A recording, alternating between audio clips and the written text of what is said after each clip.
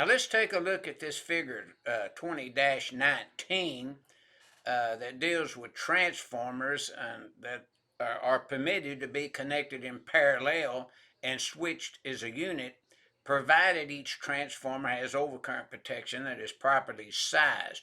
Now, as you see in the illustration, we have a parallel operation, NEC 450.7. Now, we would connect in parallel for more current, and we would series for more voltage. But notice that when you take, say these transformers, we're just saying this is 1,000 kVA each. We connect them in parallel to give us 2,000 kVA.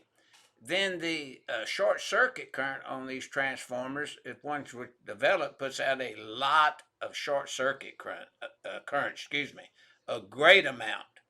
So when you connect them in parallel, the protection in the primary and secondary, as shown, then this figure 20-19, that's what it's illustrating. Simply when we connect transformers in parallel operation to get the equivalency of one transformer, that would be like 2,000 instead of two 1,000 kVA transformers connected in parallel, and that's what our figure 20-19 is illustrating.